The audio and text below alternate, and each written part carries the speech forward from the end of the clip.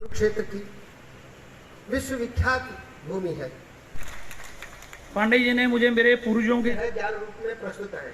उन क्यों होते हो, बड़ा एक महत्वपूर्ण विषय किसी दिन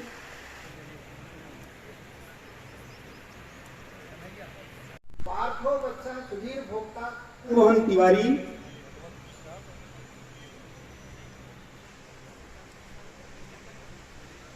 डॉक्टर हनुमान मिश्र कि संस्कृत विश्वविद्यालय, संस्कृत विद्यार्थी, संस्कृत पाठशाला, संस्कृत वेद पाठशाला, इसके माध्यम से संस्कृत कुरुक्षेत्र विश्वविद्यालय का नाम रोशन होगा तो हमारे विद्यार्थी पीछे नहीं रहेंगे। ये संकल्प है हमारा।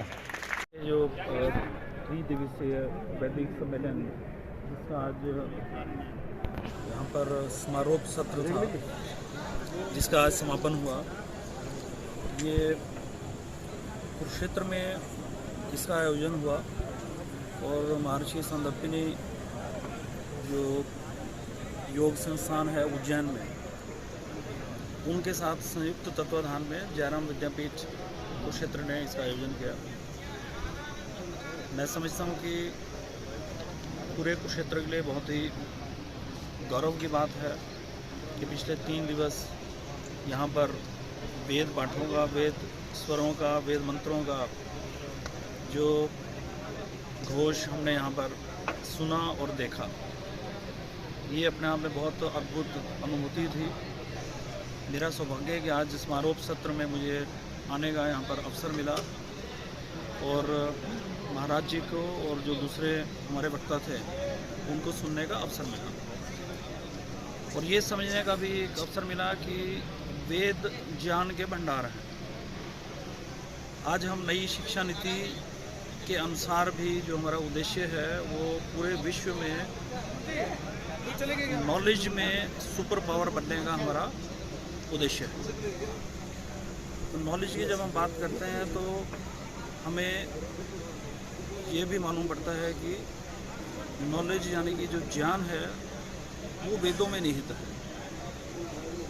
तो वेदों को जानने के लिए हमें संस्कृत का प्रचार प्रसार करना बहुत ज़रूरी है और जयराम विद्यापीठ हमारी संस्कृति, संस्कृत और संस्कार इसके प्रचार प्रसार में निरंतर प्रयासरत है पिछले लगभग 40-45 वर्ष से। तो मैं अपनी तरफ से जयराम विद्यापीठ स्वामी जी महाराज जी को अपना आभार व्यक्त करता हूँ कि मुझे आने का उन्होंने अवसर दिया और सभी आयोजकों का धन्यवाद देना चाहूँगा कि इतना उन्होंने यहाँ पे एक अभूतपूर्व आयोजन, भव्य आयोजन किया। धन्यवाद। सर, कुरुक्षेत्र विश्वविद्यालय की स्थापना एक संस्कृत विश्वविद्यालय के रूप में हुई थी। हाँ जी। और आज वो इतना स्थान क्यों नहीं बन पाया? कुरुक्षेत्र विश्वविद्यालय की स्थापना जो शुरुआत थी वो एक संस्कृत विश्वविद्यालय के रूप में हुई थी। तो समय के साथ जैसे परिवर्तन होते रहते हैं, तो संस्कृत आज वहाँ का एक विभाग है और संस्कृत संकाय है हमारे पास, संस्कृत की फैकल्टी है। उसके साथ साथ हमारे पास आज 49 डिपार्टमेंट्स और भी हैं।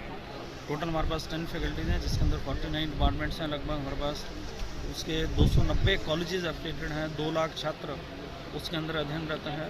लगभग 15,000 के करीब छात्र हमारे पास कुरुक्षेत्र विश्वविद्यालय के परिसर में ही हैं। तो संस्कृत का भी विकास हुआ है और संस्कृत के साथ साथ और भी बहुत सारे विभागों का भी विकास हुआ है। और हम ये चाह रहे हैं कि जो हमारी नई शिक्षा नीति आई है इसमें जो एक इंग्लिश की जो बाध्यता थी उसको ख़त्म कर अभी हम भारतीय भाषाओं और भारतीय परंपराओं के रूप में शिक्षा देने का प्रयास कर रहे हैं। उसमें इंग्लिश भी एक भाषा रहेगी परंतु उसमें बाध्यता ऐसी नहीं रहेगी। तो धीरे धीरे इस बाध्यता को हम खत्म करने जा रहे हैं। धन्यवाद।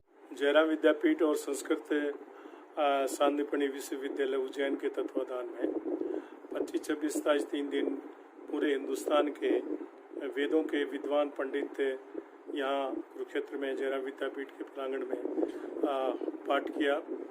बड़े विद्वान लोग, चारों वेदों के जानकार यहाँ वेद पाठ ऐसे कर रहे थे जैसे बहुत यज्ञ या वेदों का यज्ञ यहाँ हो रहा हो और पूरा वाइब्रेशन पूरे कुरुक्षेत्र में गूंज रहा था। तो वेद हमारी संस्कृति के पोषक हैं, इनको जानना, इनको जीवन में अपने जीवन में लेके आना, ये संस्कारों को बढ़ावा देने वाली बात है। आज हम इस संस्कृति से थोड़ा विलग हो रहे हैं, तो इसी वजह से देश में ये परेशानियां हैं।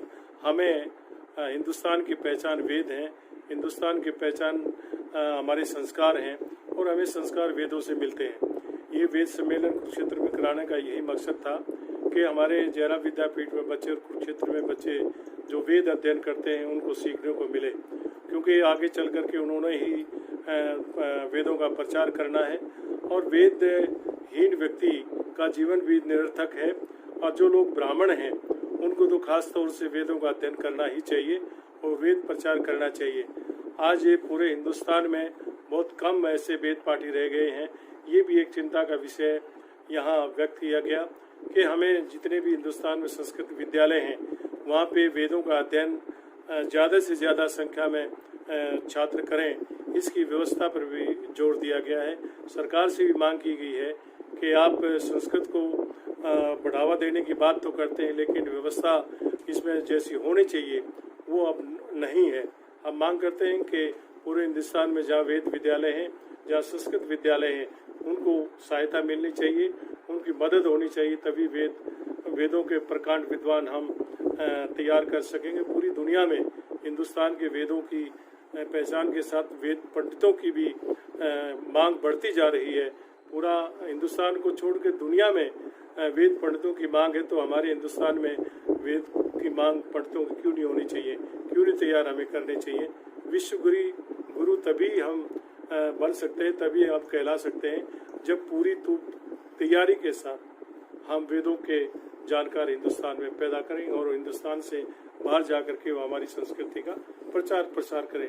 जयराम विद्यापीठ, जयराम आश्रम में हजारों छात्र वेद अध्ययन करते हैं।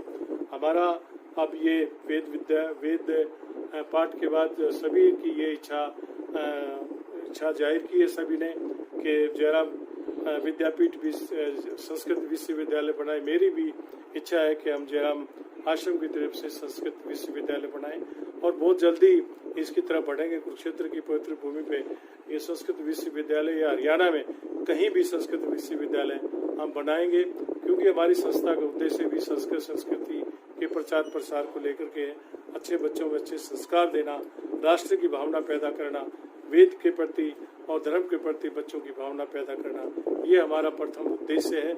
इस उद्देश्य को लेकर के आगे बढ़ेंगे, ऐसा हमने आज यहाँ संकल्प भी किया है।